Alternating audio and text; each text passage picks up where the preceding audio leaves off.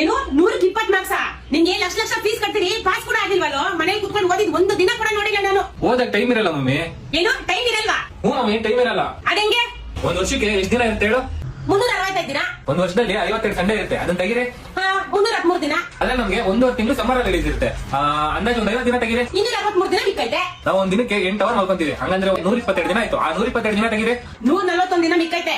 ನಾನ್ ದಿನಕ್ಕೆ 1 hour Instagram use ಮಾಡಿದ್ರು, ಅದು ವರ್ಷಕ್ಕೆ 15 ದಿನ ಆಯ್ತು, ಅದನ್ನ ತೆಗಿರಿ. 126 ದಿನ. ದಿನ ಫ್ಯಾಮಿಲಿ ಹತ್ರ 1 ಅವರ್ ಮಾತಾಡಿದ್ರು, ಅದು ವರ್ಷಕ್ಕೆ 15 ದಿನ ಆಗುತ್ತೆ, ಅದನ್ನ ತೆಗಿರಿ. 111. School test, class test, mid term exam ಅಂತ ವರ್ಷಕ್ಕೆ 35 ದಿನ ಇರುತ್ತೆ, ಅದನ್ನ ತೆಗಿರಿ. 76 ದಿನ. ಸಂಕ್ರಾಂತಿ, ದೀಪಾವಳಿ, ದಸರಾ ಅಂತ ಹಬ್ಬಗಳಿಗೆ 40 ದಿನ ಇರುತ್ತೆ, ಅದನ್ನ ತೆಗ್ದಾಕ್ರಿ. ಇನ್ನು 36 ದಿನ ಐತೆ. ಬ್ರೇಕ್ಫಾಸ್ಟ್, ಮಧ್ಯಾಹ್ನ ಲಂಚ್, ಸಾಯಂಕಾಲ ಡಿನ್ನರ್ ಇದನ್ನ ಮಾಡಕ್ಕೆ 2 ಅವರ್ ಕಳಿತೀವಿ, ಅಂದ್ರೆ ವರ್ಷಕ್ಕೆ 30 ದಿನ, ಅದನ್ನ ತೆಗ್ದಾಕ್ರಿ. ಇನ್ನು 6 ದಿನ ಐತಲ್ಲ? ವರ್ಷ ಫುಲ್ ಹಿಂಗೆ ಬಿಡ್ತೀನ, ಒಂದ್ 3 ದಿನ ಜ್ವರ ಬಂತು ಅನ್ಕೊಳ್ರಿ. ಇನ್ನು 3 ದಿನ ಐತೆ.